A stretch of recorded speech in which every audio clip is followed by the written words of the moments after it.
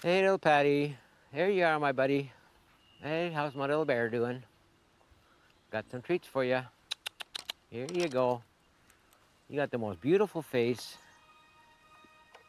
Hey, how are you doing, man? You're about to experience something rare, something controversial, and yet there's no question this is something extraordinary. Good boy. Come on, little Patty. Here you go. Here you go. Throughout history, there have been stories handed down to us, stories of unusual connections between man and animal. Some are true, some we aren't so sure. But you won't meet a man more true than Michael Scheibler.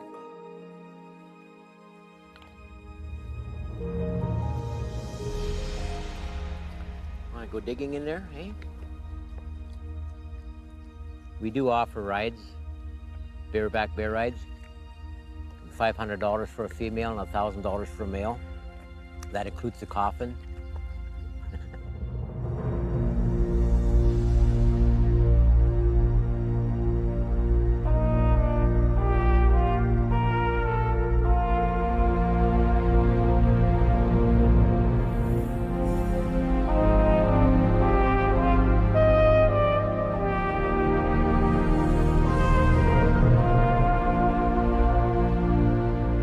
Join us for an unexpected journey. It's more than a connection with nature. It's a connection with the past and a connection with the power of redemption.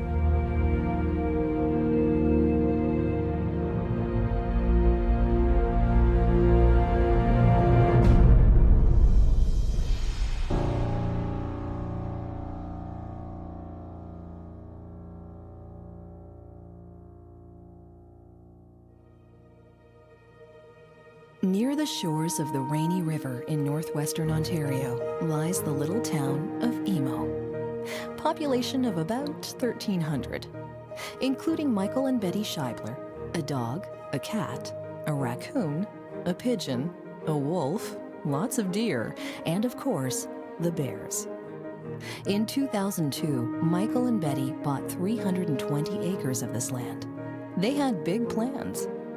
Michael, a landscaper by trade, dreamed about building a golf course here and a motocross track for bike enthusiasts, something to support themselves and live out their dream of living off the land. But little did they know there was something unusual about this place. They got a hint shortly after they moved in. One day, Betty was here with her youngest daughter. We were looking at things. We were renovating and trying to make it our home. And so we were in the bedroom. I just put in the screen door, because it's plastic screen, and this great big male bear is walking up. And her daughter, Tricia, was saying, hey, Daddy, and it's a big male bear, like the size of these guys you saw here this morning. And I'm going, oh, you guys. And the bear coming, and he sticks his nose up against a plastic screen, okay? And Tricia, she just kind of sticks her knee over to him against the screen, and he's sniffing her knee, and I'm going, you guys are nuts. Hey, okay? So we put some food out for him. So now this bear's been fed. Tricia goes home, and Betty goes to work. So now guess what? I got to feed the bears. I know nothing about feeding bears. I got no training. There you go. I just throw it. There you go. It was my introduction into the bears. The next year, 13 showed up, and a bunch of deer we had in the wintertime. We're up to 70 to 100 deer a day in the wintertime here, and we're up to almost 60 bear now. It is really neat, really. I've always had a love for animals, always. And like my dad always brought animals home that he found orphaned or wounded or whatever. And so I kind of grew up in it.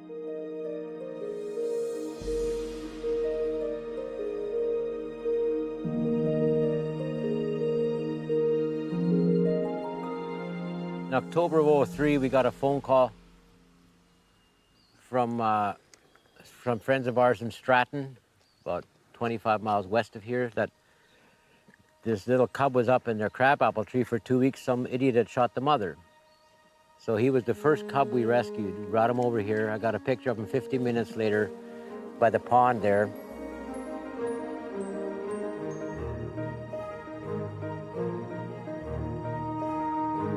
day we brought him home, I was sitting at the cage that we had him in, talking to him softly, telling him, you know, what a cute little baby you are, you know, and I was trying to feed him stuff through the mesh wire. And of course he was scared and he was growling and he was making sounds and, you know, he didn't want to have nothing to do with me. From that time on, even like the following year when he come back out of hibernation, I was the one that seemed to go out and feed him. Mike got some pictures of it and whatnot. But yeah, it just seemed like the two of us connected more so than me and any of the other animals that were here. He still holds a special spot in my heart. He always will. Yeah. I know, he's just a really nice bear. He's so passive. He won't get into fights with anybody. And no matter how hungry he is, if another bear comes, he wants to join him, he just lets him. He won't chase them off like the other bears. He's one bear that will not. I wake up in the morning. Sometimes I wake up to the sounds of the bears outside. That's what wakes me up. Sometimes there's one up as high as 5, 6 bear out there eating. And it is really neat. It's better than waking up to traffic, sirens, stuff in the city. It's peaceful, it's calming, it's cool. He was the first one to take a donut out of my mouth when he was little.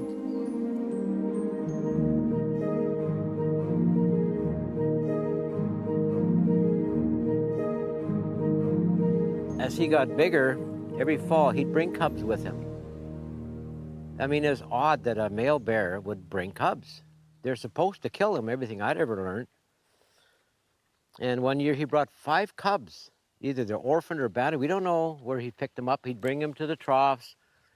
They ate. He laid down while they ate, then he'd eat, then they all go. Betty, my wife, wondered if perhaps he knew what it was like to be an orphan. We don't know what's going on in his head, but it was those instances and other things that were happening here why I remembered somewhere back in my youth either hearing a scripture or having read it, something about a bear and a calf and a lion and a kid. And so I started researching my Bible and I found Isaiah 11. And so I believe that this was a foreshadow of what's coming. It's not here yet, but it's a blueprint of what's coming in that day when all will be at peace. The lion will lay with the lamb, the bear will graze with the calf, as I've got written there, and a child shall lead them. So I'm like a child, I'm leading them because I may be 58 years old, but my head, I don't think it's gone past my teens yet. You know? Let's go get Destiny, yeah. Michael calls his little piece of paradise the Isaiah 11 Wildlife Rescue and Rehab Sanctuary. Isaiah 11 refers to an ancient prophecy from Scripture. The wolf will live with the lamb. The leopard will lie down with the goat.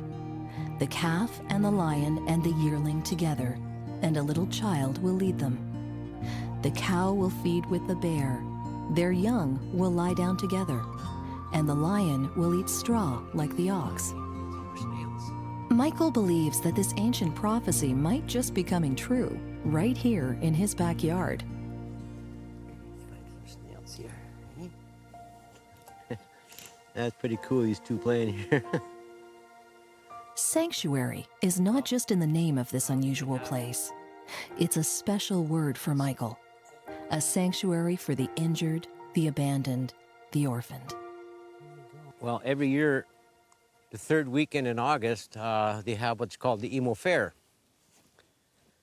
And I get a call the day that they're setting up from this guy, telling me he's got a raccoon he's been carrying with him for 2 months. He's trying to find a place to bring her because they just live in a trailer with him, traveling all over the place. And wondered if we could take care of her. So I said, I'll be right down, picked her up. Heard the story of where they found her in a campground, almost dead, just barely able to navigate at night. Figured the mother had been hurt, and he did a great thing. He did call the government. They insisted that it was illegal for him to have her, and that he bring her down so they can give her a needle, put her down. He said, no, that ain't happening. And so picked her up. And I told the daughter, who was 15, I told her that I'm going to call her Destiny because of all the different things that had to happen, all the perfect timing, all these things that had to happen for her to end up here at Isaiah 11. That's the only name I could give her, Destiny. It was her destiny to be here. I give her milk, and all of our raccoons, for some reason, just love butter tarts. So she gets that. She gets raisin bread soaked in milk and corn on the cob. She loves corn on the cob, which I guess is a natural raccoon diet. You're not going under the deck. It's a little too early. She's number 14. 14 raccoons we've rescued and released. Some of them, when they got here, they were so small, their eyes were just opening.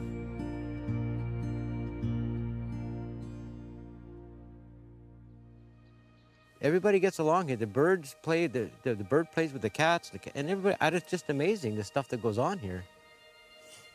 Say bye. Say bye-bye. Say bye-bye. Bye-bye. As Michael opened up his property and his heart to these animals, unusual things began to happen. A mother with 3 cubs shows up, and she brings the 3 cubs on the deck and leaves. And I'm going, I don't believe this is happening. Why would this strange bear bring her 3 cubs here, and I'm bottle feeding them, we're we're treats, and then 20 minutes later she comes and all she does is eat out of my hand too. What is going on here? And then all these all these things that happen, what is going on here? I got no training for this. I don't have any degrees or initials in front or behind my name. Like, what is going on here? That's why I call it Isaiah 11. A male bear is not supposed to share cake with cubs. Well, I got photographs. There he is, big male, sharing a cake with 3 cubs and the mom. This is just one of the trails I blasted through here. Many walking trails. My wife and I used to walk all the time around the property. And the other thing that I noticed about the bears is how sociable they are and how they remember each other from generation to generation. Sometimes they'll be separated from the fall before, and they'll come together for the last couple of months to remember, oh, there's food here. And all of a sudden they'll show up and there'll be a little bit of a nattering, but then you'll see them going slowly towards each other, sniffing noses. They eat, and then they romp and play together. And I know who they are. I'm going, well, you're the generation before. This is your stepsister or your stepbrother or something, whatever, eh? And so I know when one of these are killed, a whole bunch of them are affected by it. I see it when there's one that arrived sick. They seem to sense there's something wrong with this bear, and they'll do like a protection to make sure it's getting food. They'll back off and let it eat. Oh, there's one sitting right there. Hey, there we go. That's Milo. Sorry, that's Milo. Come on, Milo. See, he wasn't worried about our voice. He just wanted to hit that brush. One thing I noticed about bears, see, this one here ran not because of our voices or because they saw us, but because I brushed against that branch. And one thing I noticed early on is bears actually use weapons as a tool against something they want to chase away, to scare away. And what they'll do is they'll simply go in behind something like this, and they'll smack it down, just smack. See? And one time when I was first starting this, I had a mom, 2 moms and their cubs by this one tree here. And I was going over there to feed them, and both moms charged me at the same time. Each had their own little tree, and they smacked it on the ground and warned me. And so I said, okay, here you go, and I just threw it to them, and they were okay. I don't know if anybody knows this, that bears actually use tools as a weapon to help drive off something they want to chase away. They'll use a tree, a small sapling, to whip it down like a whip. It just makes it sound like a whip hitting the ground. That's pretty cool. So I'm not a bear expert, but I am learning all the time, different things I pick up. You have to keep my little trail clean, you know. Well, back when I was 6 years old, I was given a choice of a little puppy in a basement in Winnipeg because we were leaving the city to move onto a farm. They took me down some stairs in the basement, and there was a litter of puppies, and one of them left the litter and come running over to me, and I picked him up and figured that's the one because he likes me, and so I figured I'll take this one. And I called him Moxie. I have no idea where that came from. I don't even know what it means, but that's what I called him. This puppy, he brought a connection to me. He was something that loved me no matter what. No matter how bad I was, no matter how many spankings I got from my parents, he still licked my hand and my face. To him, I wasn't a bad person. And so I grew this really, really tight bond with this little dog that we then went to the country with. So with this puppy called Muxie, it was my first introduction to an animal that I can remember.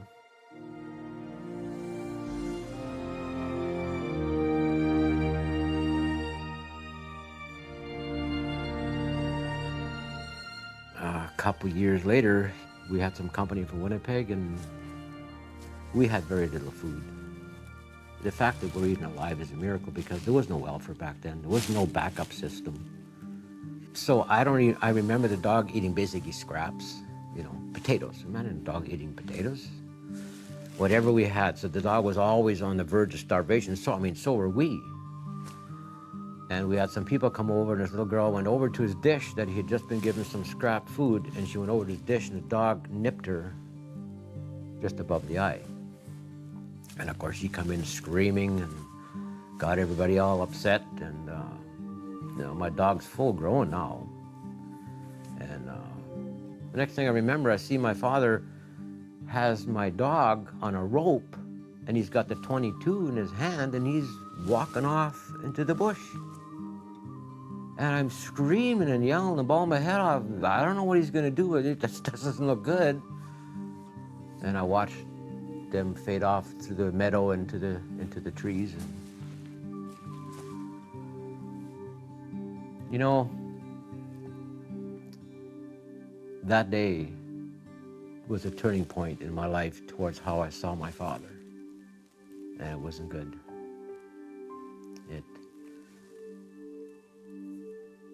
A murderous spirit rose up in me that was just so violent. And unfortunately, I took it out on my siblings. I was very cruel to them. I had a real resistance to anything that wanted to be attached to me because something was going to happen to it. It was going to either die or be killed.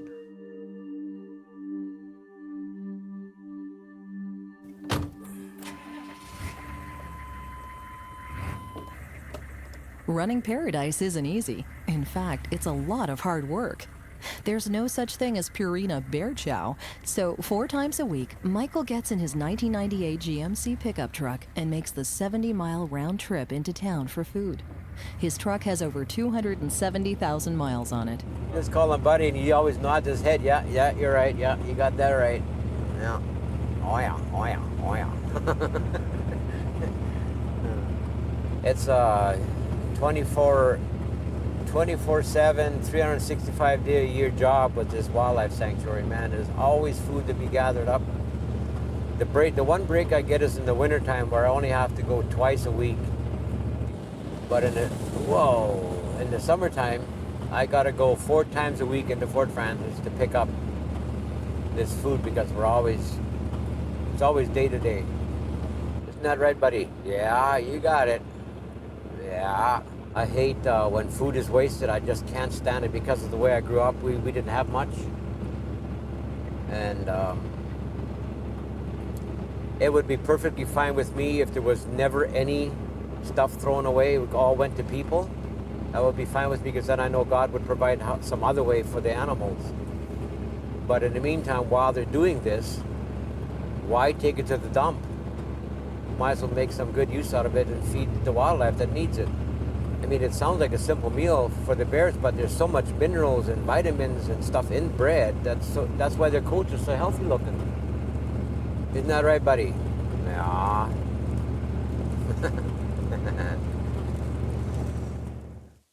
One time I had 2 guys and their girlfriends. They were in their mid-20s, and the girls were in the back. And this whole trip through here, they were laughing and giggling. And I got to about there, and I turned around and said, I realize you guys aren't laughing because something is funny.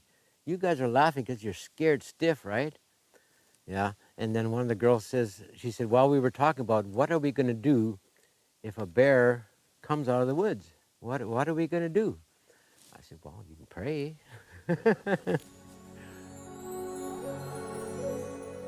Michael's parents left Nazi Germany after Hitler's defeat and immigrated to Canada. Life was harsh and cruel, and sometimes so were they.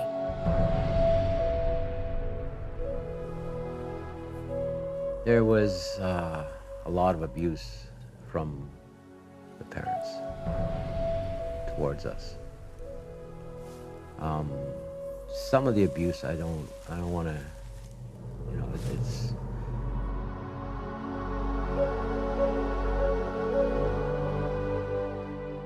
from a young age, my sister and I were planning on running away, and actually one day we did. In the middle of winter, we packed our little sleigh and we were running away from home. We were 5 and 6 years old probably, or 4 and 5, something like that. I was terrified of my father, both parents, terrified of him.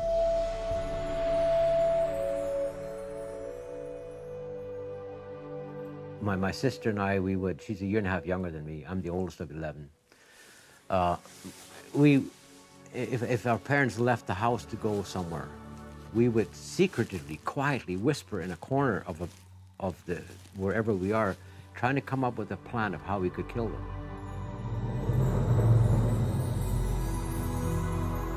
Whether people like to hear it or not, it's part of my past.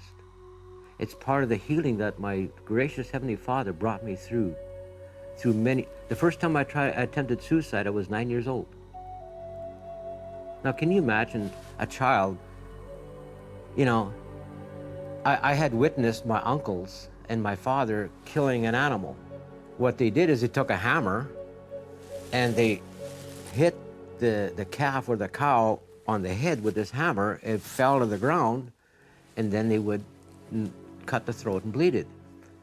Well, in my young little mind, it was the hammer blow that killed the animal. So one day while I was down in the barnyard working with whatever I was doing there, I took a hammer and I walloped myself right between the eyes with this hammer. And all I ended up with this great big mouse on my head, and I had to lie to my mother how it got there. And a couple years later, I tried to hang myself. And I got scars on the bottom of my neck here, but the rope broke.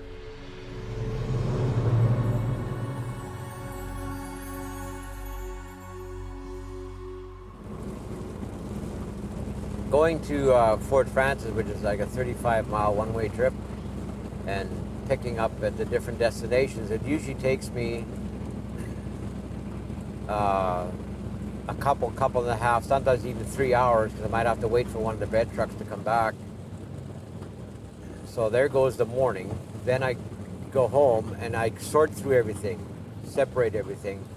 There goes another hour, and then feeding's another hour. So the whole morning is until noon, 1 o'clock is usually dedicated every 2 days just to get the food together, get it in the tubs, and get it sorted out, get the donuts and the cakes sorted out. And the donuts and stuff I hold back, they're just treats for, the girl waved at the horns. They love the horns on the truck. Like some people might think that the bears are all they're getting is the sweets and stuff, but they're just the treats. The cakes are held back for the mums with cubs so they can produce milk better, and the donuts and cookies are all held back always for when people show up. And if nobody shows up and I've got pails left over, then I just fire them out there for them. But so the bears, they have an all-around very, very healthy diet. I get them what fruits I can when I find them. They love cabbage, they love lettuce. A lot of times the stores throw it out because it's outdated. When I get milks or yogurts, cheeses, that all goes into one of the troughs there. So they have a good life. This truck has hauled a lot of stuff, man. It's a tired old truck though. She's got 432,805 kilometers on it. The body's falling apart now. And I want a Ford.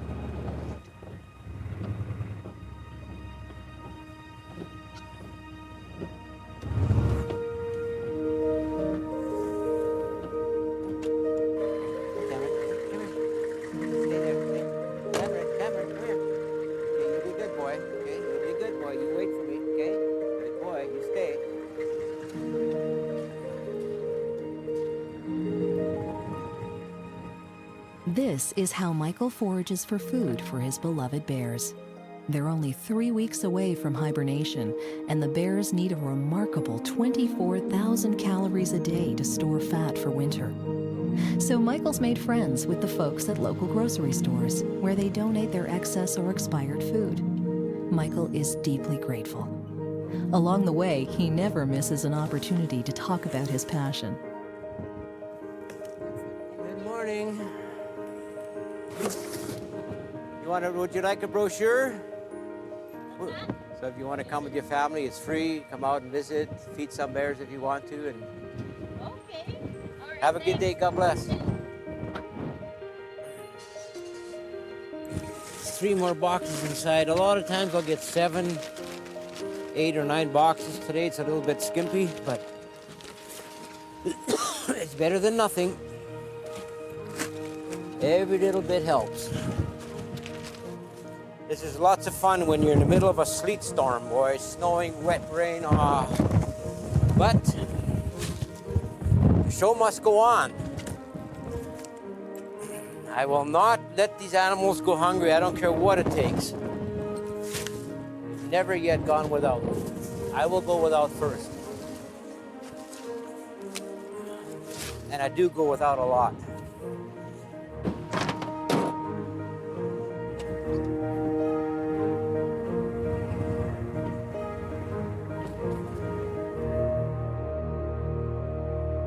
It's been a really neat experience about having what the Bible would call sparrow faith. And God says, the sparrow don't worry about what he's going to eat. I feed him every day. So he says, don't worry about what you're going to wear. Don't worry about what you're going to eat.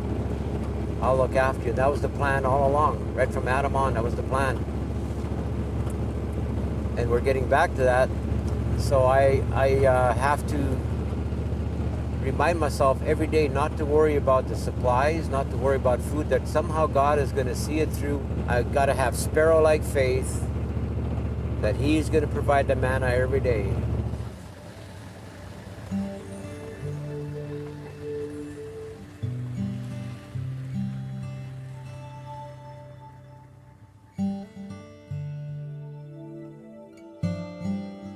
In the spring or summer, we were each given a little duckling, my sister and I, to look after. It was our job to raise it, to make sure they had food, make sure they had water, and we assumed they were our pets. And we treated them as such. We had no idea that they were going to go on the dinner plate when they were bigger. So one day out of the blue, my mother tells me to go down and get one of the ducks and kill it on the chopping block. I was, what? You know? I mean, I didn't say that because you don't question anything. When they said something, you... See, there was no communication in our house except yes or no. You don't ask, you don't question, you just do. And I remember picking up this duck, which is, good size now, and walking what seemed like a long walk from the building where it was in up to the woodshed where the chopping block and the axe were, and apologizing to it profusely. And I said, I don't want to do this. I don't want to kill you. But my mother wants, I don't want to do this. And so then she hollers out, opens the door and hollers again in German, Have you got this done yet? And I'm standing there with the duck. And I said, I don't want to do this. I don't want to kill. And then she started hurling insults at me, cutting me down, being stupid, and you're the man of the house. And do I have to come and show you how to do everything? Kind of stuff, eh? And I refused to do it. And she come over, and she grabbed me and just like this, kind of shook me and took the duck out of my hand, put it on the block, took my hand, put it on the duck, put the axe in my hand, took her hand over my hand, lifted up the axe, and chopped its head off. The second that axe chopped that duck's head off, the fury, the anger, the murderous spirit in me towards my mother now was almost out of control, rage. That is not something you put a child through. A child should not have to kill anything because it'll set the tone in your spirit for years to come. Years. the damage that something like that does. And it damaged me tremendously. I had no regard for life anymore. I came within hairs sometimes of almost killing a human being. I was so enraged, you know. I had so much rage and anger, but that's already when I was left home. I was in a motorcycle gang. That's why this gang took me in, because they realized after a few days of working with their president at their job site what kind of an idiot I was. I hated everybody. I was feared of nothing. In fact, I invited death, but I dared somebody to try it, kind of thing.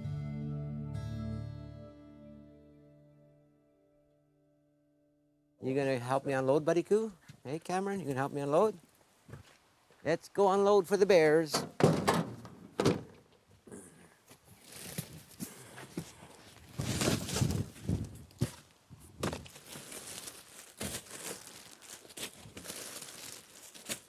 They always come to help. Hey, Clyde, you come to help me too? And Buddy Coo?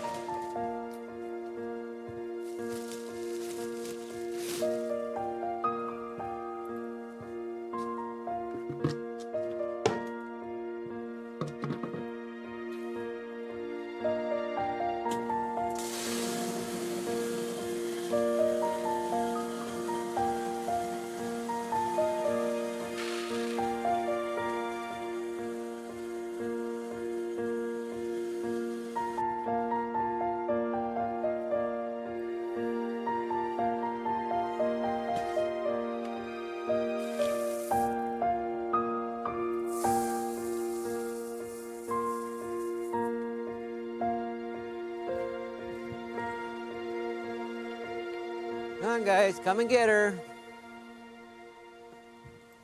Come and get it. Lunch is being served. Come on. Come and get it.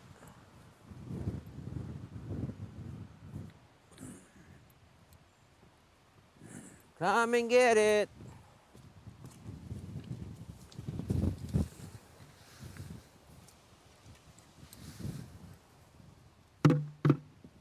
Now I'll throw the bread on top, then I'll get 2 more pails of chop, throw them on top, then I'll get the grease. Hi there. How are you? Hey there. Come and get her. Come on, here we go. Come and get it. Dump this over here for them. Come on, buddy. Here you go.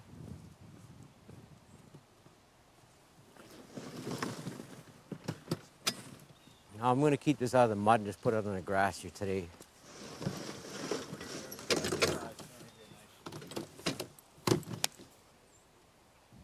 That's Panda here. There you go. Here you are.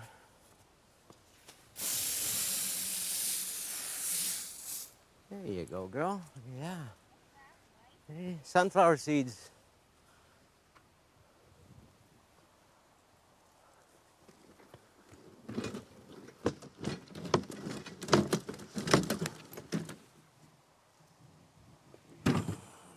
I learned bear talk where I can talk cubs away from their mom. What I did is I listened to the mums, the noises they made, watched the cubs, see how they responded, and then I practiced. And then the first time a mom I'd never seen before showed up with 3 cubs, and I practiced that sound, even though they had donuts in the tub. The 3 cubs left their mom. She was going crazy. She was just pacing back and forth, grunting and snorting. The 3 cubs came and just sat in front of me, and I hand-fed them some special treats. And then I realized this actually works. You know, it's just some guttural sounds that you make with a, you know, something like that. They, you know, and the cubs know what that means. And they either go up or they come down. You know, it's amazing. I thought, I just called these 3 cubs from their mother. This is nuts. It was so much fun.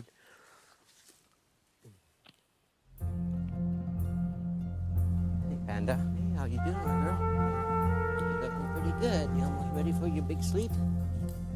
Okay, you're almost ready.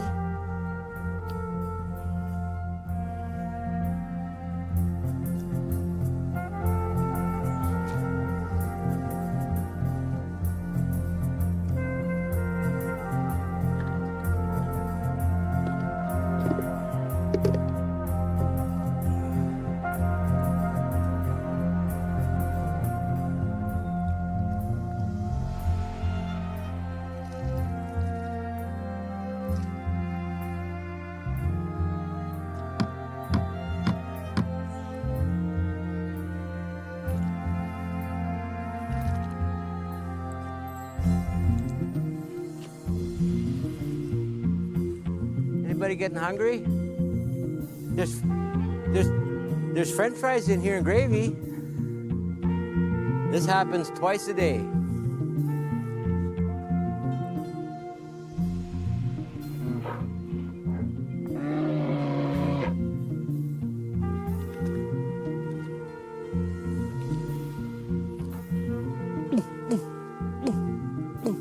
Here comes their mom. Ah, Flicka. Hey, girl. Hey, Patty.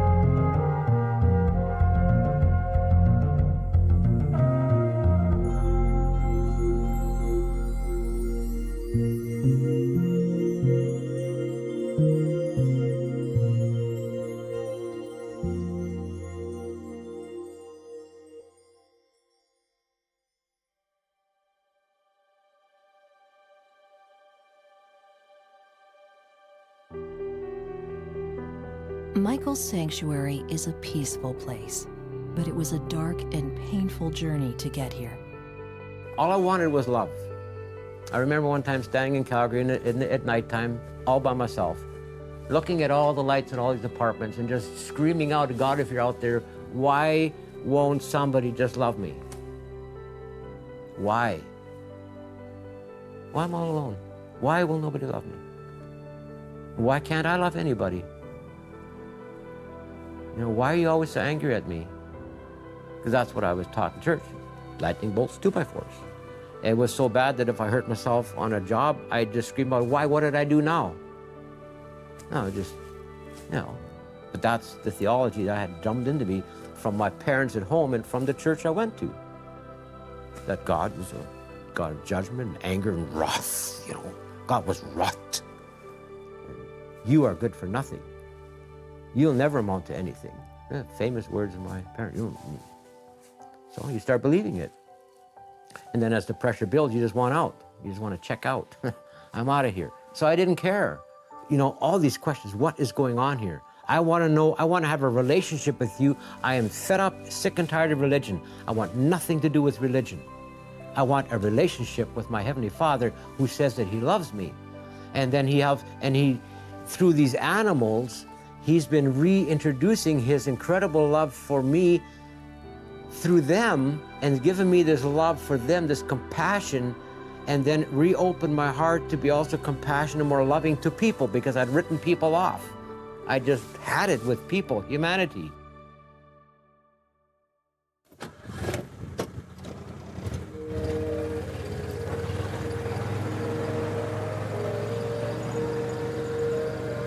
It's an old Buick horn in here I put in.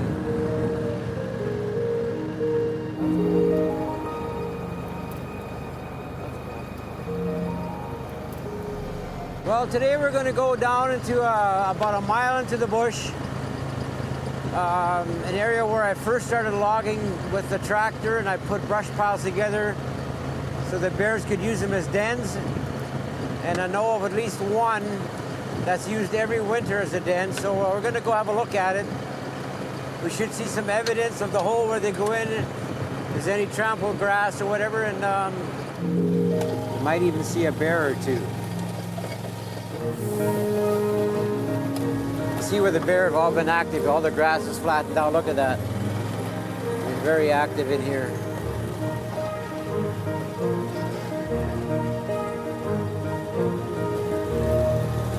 There's the den.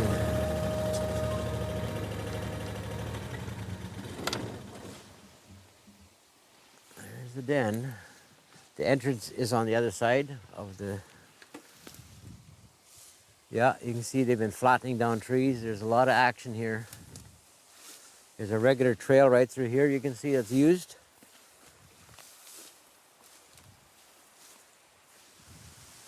This is one of the first piles I put together for the bears.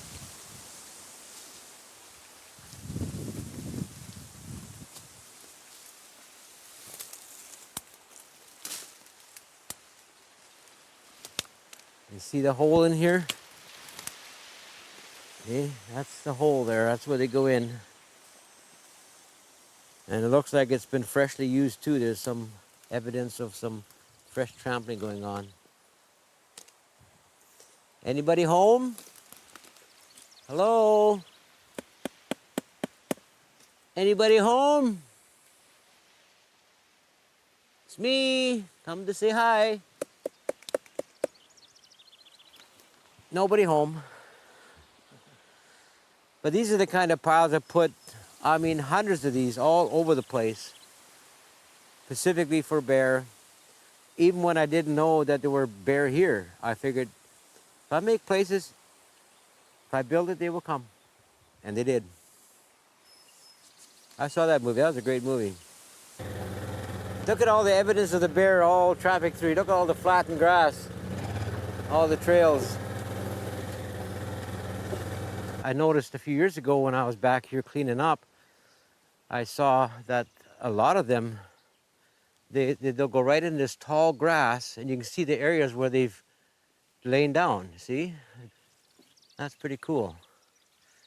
And so when they're buried into that, the flies are harder to get at them. It's cool. It's moisture, swamp, it's moisture, so it cools them down. And yeah, they use this, the whole area is full of sleeping patches. One year, I know that in this grass, one bear hibernated here for the winter. Okay. Because come the spring breakup, I saw in the snow tracks coming out of what looked like a den, but it was just the snow that had crystallized and frozen around him in the grass. And that's when I started realizing bears don't all den up. Only the females that are pregnant den up, or the ones that have their first year cubs with them for the second winter, they'll den up. All the other bears, they'll just back themselves into tall grass like this, you know, and cover themselves and then get snowed over. We have a number of bears that have half their ears froze off the top part because their head wasn't properly buried. Blondie, one side of his one ear, half gone, one side, because he didn't have that head protected well enough. Because they'll just back themselves under a fallen balsam or something or into tall grass and just let themselves be snowed over. Bear in the tree. A couple of them, one to each tree there. 3 cubs. Out in the middle of nowhere. Isn't that cool? At one time, Michael could have been driving a golf cart along the green. Instead, he drives an all-terrain vehicle through the brush. He's been feeding and caring for the bears every day for over 8 years. It's hard work, but it's no chore for Michael. To him, it's a reward.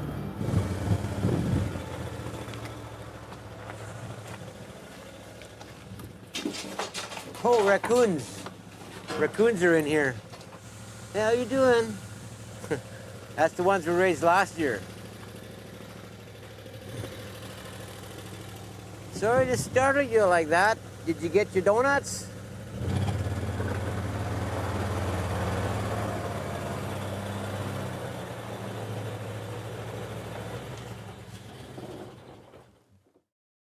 I remember going to the Winnipeg Zoo, being fascinated, but also it wasn't very long and I felt sorry for those animals being caged up in these places like this, and I wanted to set them free.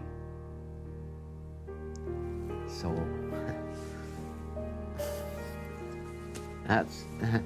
That's why the sign here, I have the perfect zoo, people caged, wildlife free.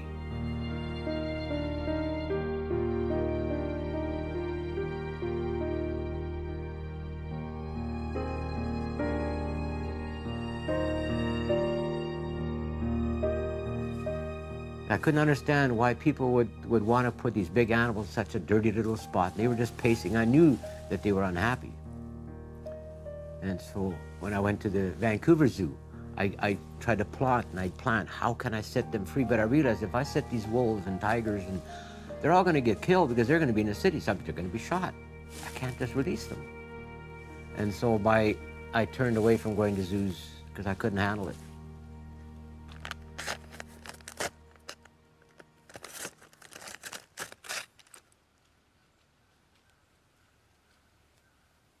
What you doing up there, eh? There you go. There you go.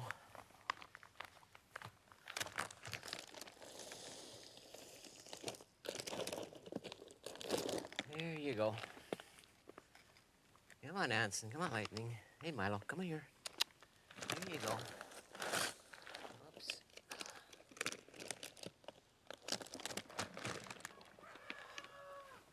Yes, sir. So I try to study the characteristics of the bears because that's the only way to remember them. Because when they're cubs, like these cubs, okay, I might be able to tell the difference between some of them, but when they come back next spring, I'll have no clue who they are. So by paying attention to different movements that they make, or how they, just even movement of the head or whatever, I can pin them and say, okay, oh, this is so-and-so. See, I'm still trying to catch up from last year. Just the day I'm going, that's Otis. That's who that is, because him and Milo, I know that's Milo, because we only had a limited amount of black female cubs, and this is the right size, that's Milo. Well, then what happened to Otis? Well, forgetting he'd grow much bigger than her already, and he's now a big male. I'm going, you're Otis. All of a sudden, something clicked where I remembered something that he did, spending a whole summer with him.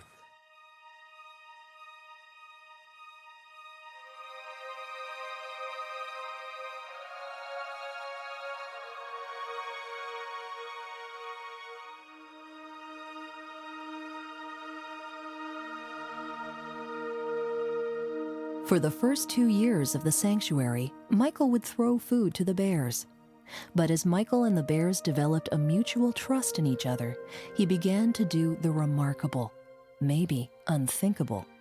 He began to feed the bears by hand. Here you are. Good girl. That's my Saga. There you go. Come get your cake. Oh, you want to ride the mower?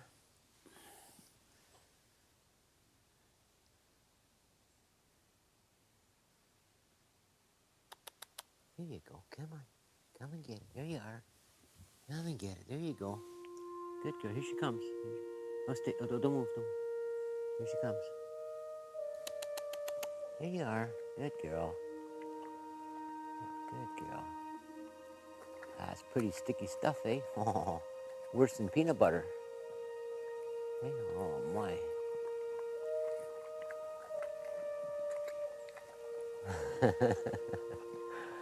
Oh boy, that is so rich, eh? Double chocolate German cake. Only once was I ever afraid.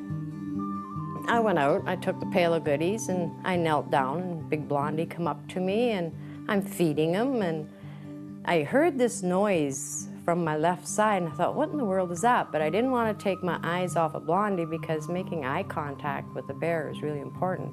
So I kept feeding him, and I heard the noise again, only thing it was a little bit louder, and I so much wanted to look to see what this noise was because I could see Blondie was starting to stiffen a little bit. And at the same time, the noise got louder, and Blondie then turned and looked to my left.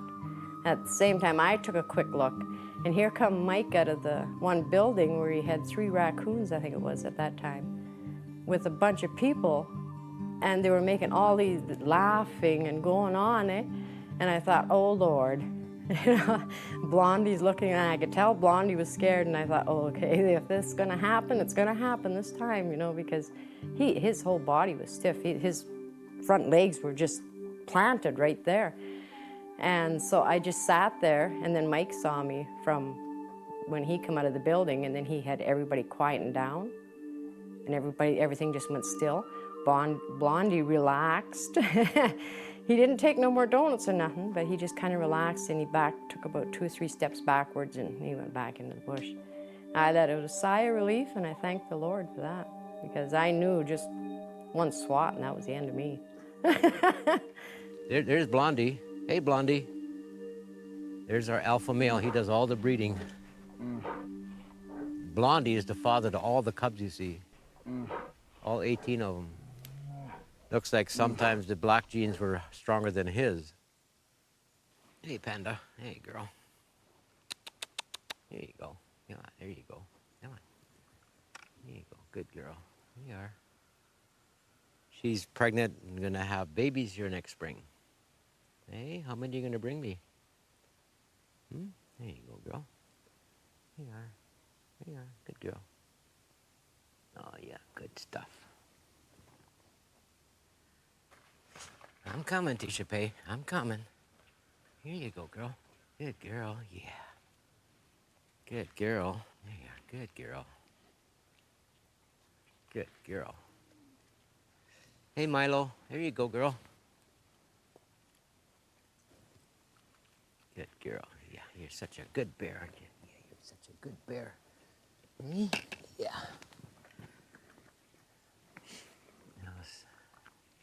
A little while longer and you won't be here no more. I want to miss you again. Yeah, you bet. There you go, sweetie. There you go, buddy. There you go. Good boy. Yeah, it's coming, it's coming. There you go, Milo. There you go, buddy.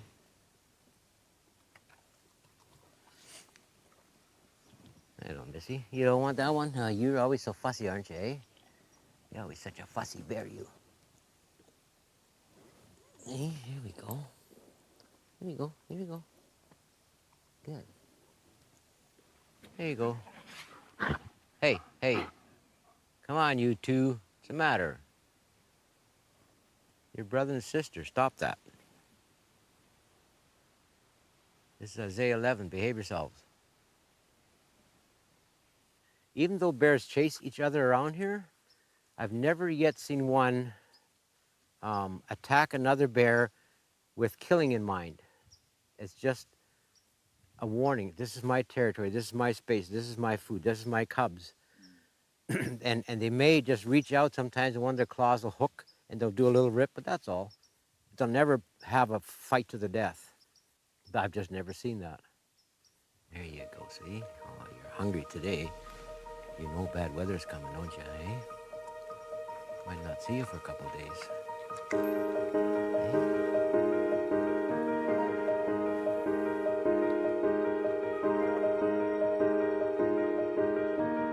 I work as an RN at a small hospital in Rainy River, Ontario.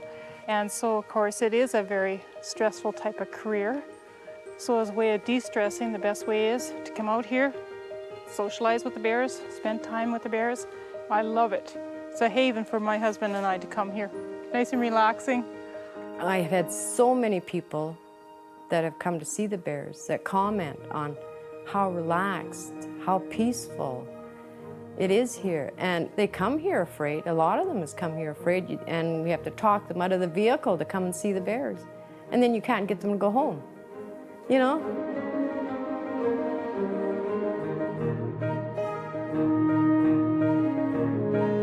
You can't go 3 or 4 blocks down the road and see somebody else doing this same thing, eh? Yeah.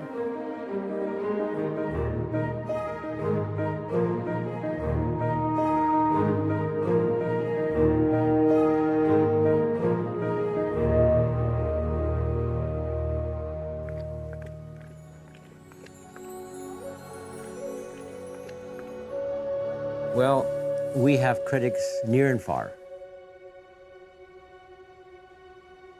not everyone has been supportive of Michael and his special sanctuary. While many people would have no problem feeding wild birds from a bird feeder or putting food out for squirrels or any other wild animals, some critics believe it's morally wrong to feed the bears. Like, about, well, you shouldn't feed the bears because we should let Mother Nature take its course. We're supposed to be caretakers. So I'm just taking care of my little spot of creation is all I'm doing. And that my feeding of these animals is to help them to survive. What is so wrong with that? Why are you so upset? Well, these bears are gonna go kill people. No, they're not. I got people phoning me up, coming here and mocking me and saying, well, Michael, how many born-again bears do you have now? Here we go. Come on, Nansen. Come on, Lightning. Here we go. Here we go. Come on, here you go. Here you go. Come on, there you are. There you are. Come on. There you go. There you are. Hey. There you guys go. There you go. Good shot. There you are. Hey. There you go. Good girl. Come on. This is Anson, little Missy, and that's Lightning. These cubs are disciplined by their mom for a reason. To learn how to survive, they must obey. They must obey everything the mother tells them. As I watch them, every single detail that she teaches them, it's incredible. It's all to survive, what to eat, when it's going to be where, when to run, when to attack, and to listen, what noises to respond to. It's amazing. Want some pie, Milo? Hey, want some apple pie? Let me get it.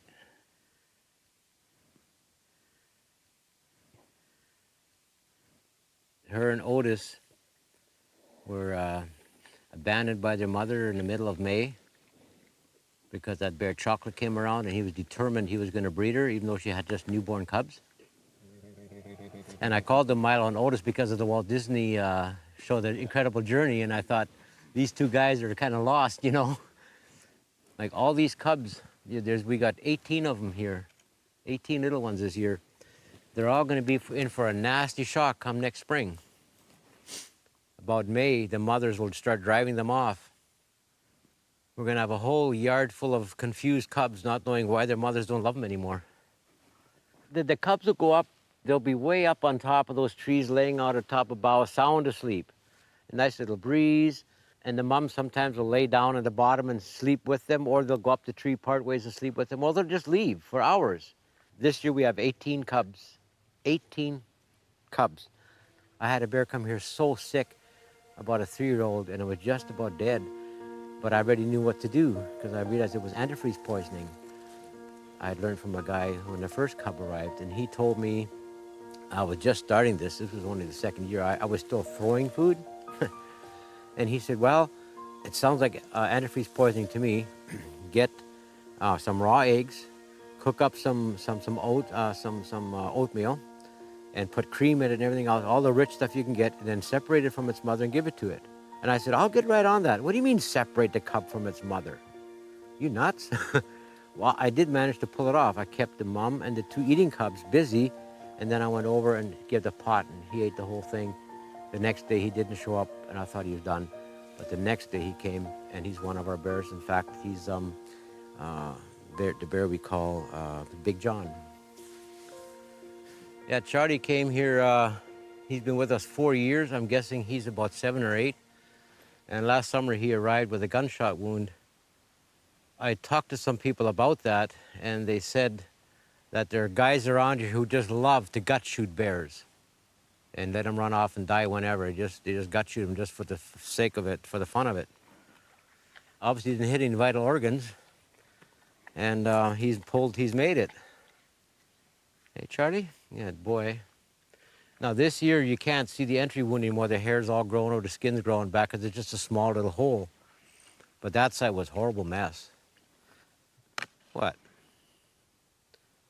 He's about 600 pounds, this boy. Hey, Smoke. There you go, buddy. There you go. Good boy. They're naturally grazers.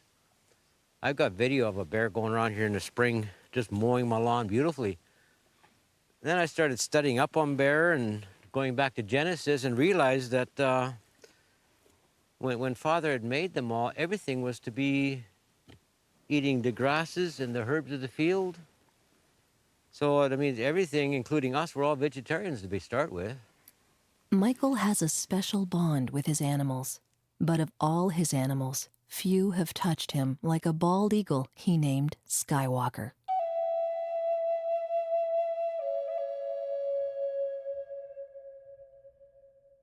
Although it's illegal to keep a bald eagle in captivity, Native Americans are exempt.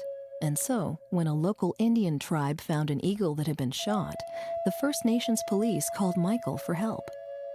Michael began to care for the injured animal, and slowly, day by day, he nursed the eagle to life. I sat up here till about midnight journaling everything that happened in detail while it's all still fresh. July the 7th, 2010, in memory of Skywalker the eagle. 10:30 in the morning, I received a call from Sabaskan Reserve, Nestor Falls, Ontario, that there was an eagle with a bad wing trapped in the fenced area of a baseball diamond. Would I come and take him to our sanctuary? I said I'd be there as soon as possible. On the drive up, I had already decided to call the eagle Skywalker. I was finished around 7 p.m. and he was lying on his stomach, legs out back, talons clenched tight, and only breathing every 10 to 15 seconds. His whole body was limp. Then I had no choice but to leave him in the Father's hands. He had created him and was well capable of restoring him if it was in his will and plan. I had done all I could do. The next morning, I climbed up the ladder and said, "Well, Father, let's see what you have done." And there he was, perched on top of a cedar pole, standing as proud as could be, just looking at me with those piercing white eyes as if nothing had ever happened or was wrong. I just rejoiced and thanked the Father for this miracle and went to pat Skywalker on the head and spoke to him for about 5 minutes. I was ecstatic and full of joy for him because just hours ago he would have been considered clinically dead. By evening he was perched on a board at the highest point in his cage, a feat only a strong bird could climb to. Skywalker would not take any food on Monday, but he climbed everywhere and seemed to take water. Tuesday morning, no change, did not accept any food, just tasted it and spit it out. At 8:15 on Wednesday morning, I went to check on Skywalker and he was lying on his stomach. He had just passed away not much earlier.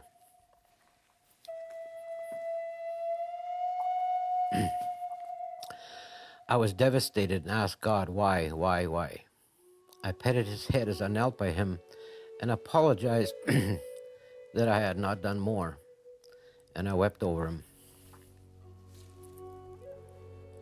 I was devastated and sobbed so hard and so long that I was weak and barely able to walk to my truck and drive the 30 miles to town. At Walmart, I picked up a replacement bottle of peroxide from my neighbor, and while at the checkout, where one of the ladies had called me over to serve me, we got to talking and I broke down. She told me that God had promised never to give me more than I could bear. I thanked her for reminding me of that scripture, and while I was still crying, she came around and gave me a hug. I got a warm, caring hug from a total stranger, and I thanked my Father for her. After arriving home and unloading, I knelt beside Skywalker again and stroking that gorgeous white head, looking into his beautiful, fierce white eyes, said, "Skywalker, you are free, and I'll see you on that day when all creation will worship the Lamb." I then got up, dug a hole, and buried him. A few steps from your special place, I stopped, looked back, and said, "You know, you will greatly enjoy soaring in the heights of your new sky, Skywalker. I love you dearly, and I'm truly grateful that God saw me worthy in trusting me with you." Isaiah 40:28-31 promises me that I, too, will one day soar on wings like an eagle. I'll be seeing you then. Skywalker, my heart is heavy, but I cannot allow it to break. You saw all the others God has sent me to help. They need me, and I must carry on with my destiny until that day Father says to me, "Well done. Come on home. Your journey that I set before you has come to an end, and now you will start your new one." I must go on. It is now Wednesday, July 8th, and it is midnight. May the peace of God that passes all understanding be with me tonight as I try to go to sleep. This day has been hard. Good night, Skywalker. God created you and said it was very good. Did you know in his word, he mentions eagles 34 times? He is truly in awe and proud of his creation of your species. I will now wear my eagle head necklace again in memory of you. God, please use this to draw people to yourself. Amen.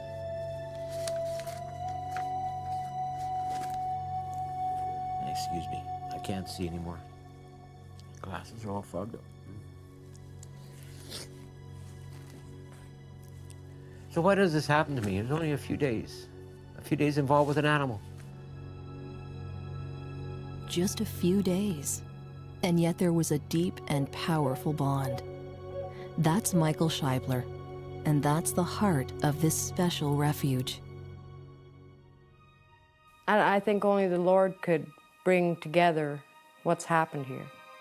People themselves can't bring this together.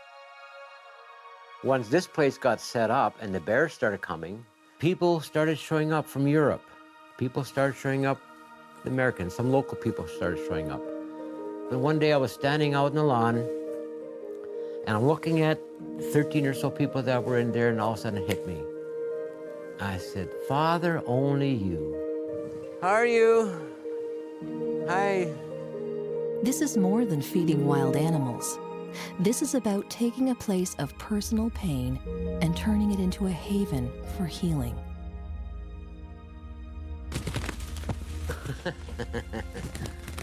There you go, buddy coo. Yeah, what a buddy coo. Michael is living out his love for animals, and the animals have helped bring him healing as well. See, it wasn't, I can't say like so many other testimonies I've heard that it was overnight. Just, wow, there was my life this way and now it's this way. For me, it's still a work in progress. You know, you can get so busy that you totally miss the whole thing. God, you're bringing this together for a reason and a purpose. And if this is part of my destiny, then as long as it is, I want to walk in it. I don't have a clue where it's going, but I just take one day at a time, and wherever the Lord takes it, that's where we'll be, I guess. God, you really do care.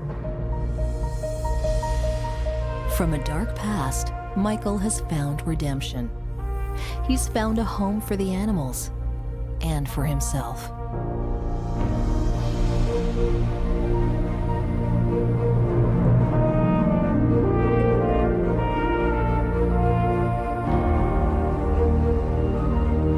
I don't care what people think. I'm not going to try to please people anymore because I realize I can't do it. If you want to come up with some negative, I can deal with that. You know, you're not in my space. You haven't walked in my shoes to understand why I understand what I understand. That's okay. God bless you anyway. That's fine. It's an extraordinary journey, an extraordinary place, truly a sanctuary.